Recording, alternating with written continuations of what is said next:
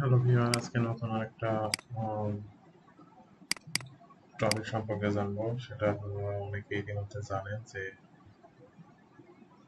Time stamp বা time chapter কিংবা video chapter হিসেবে ধরা যেতে পারে।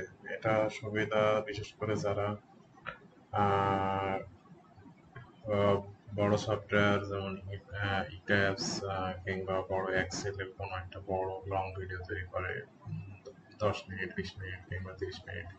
এর ভিতরে অনেকগুলো কমান্ড আসে। এই কমান্ডগুলোকে বিভক্ত করার জন্য টাইম স্ট্যাম্প ব্যবহার করা হয়। মানে একটা স্পেসিফিক টাইমকে মেনশন করা হয়। স্পেসিফিক টাইমকে মেনশন করার জন্য যে এই টাইমের ভিতরে এটা আছে। ভিডিও, একটা ভিডিও, যে কোনো ধরনের ভিডিও হোক না কেন, এই ভিডিওটাকে বিভক্ত করে এবং তা এক একটি পৃথক পূর্ণরূপ প্রদান করে। যখন একজন ব্যবহারকারী একটা টাইম স্ট্যাম্পে ক্লিক করেন, তখন তাকে ডিএলএ ব্যতীতই এই ক্লিপটি বা সেই চ্যাপ্টারটিতে নিয়ে যাওয়া হয়।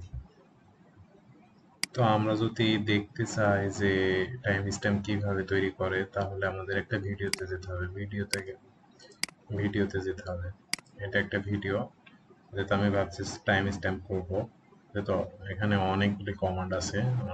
সিএসআই ব্রিজ ডিজাইনের একটি। এখন এখানে আমি কয়েকটা শুধুমাত্র করছি, দুইটা। এখন আমি আরো কিছু করতে চাচ্ছি। সেক্ষেত্রে আমি কি করতে পারি? সেক্ষেত্রে আমি একটা স্পেসিফিক লেন্থ পর্যন্ত যাব।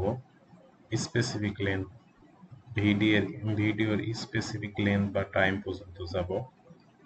যাওয়ার পরে দেখবো সেখানে কি আছে।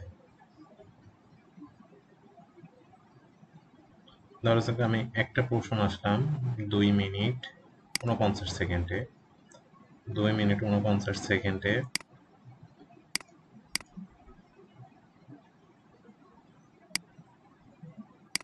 Sorry,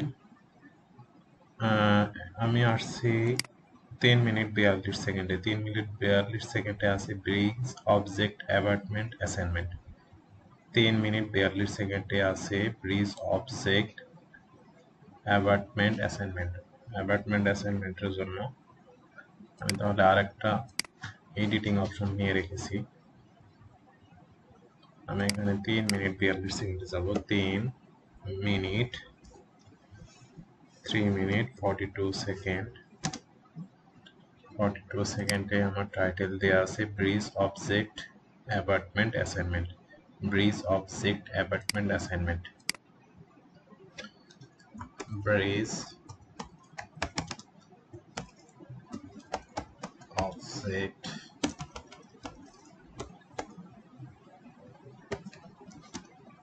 অ্যাবার্টমেন্ট assignment. Bridge object abutment assignment. 3 minute 42 second. 3 minute 42 সেকেন্ডে আছে ব্রিজ অবজেক্ট অ্যাসাইনমেন্ট। আমি আর ফার্দার যদি একটু এগোতে চাই, তাহলে আমার স্ট্রাকচারাল, তারপরে আমি আরেকটা ডিফাইন করতে পারি। আমি আরেকটু এগিয়ে যাই।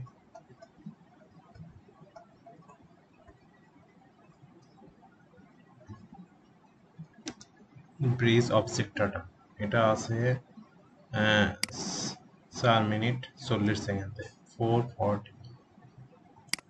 Minute 440 second for bridge object data. Bridge object data. এখন আমি সম্পূর্ণ ভিডিও চ্যাপ্টারে সেগমেন্টে ভাগ না করে আপনাদের দেখানোর সুবিধার্থে আমি এখন এটা সেভ করে দিচ্ছি। আমার ভিডিওটা সেভ হয়ে গেছে। আমি এখন এই ভিডিওটা রিলোড করব।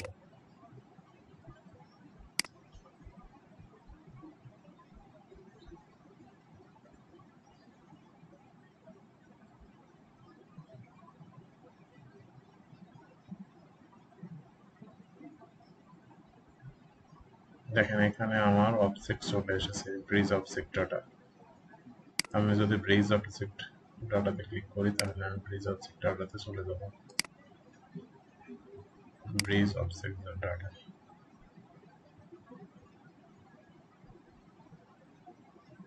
এইভাবে আমরা সম্পূর্ণ ভিডিওটাকে এক একটি সেগমেন্টে ভাগ করতে পারি। এখানে চ্যাপ্টার ওয়াইজ দেখাচ্ছে, দেখতে পাচ্ছেন আপনারা।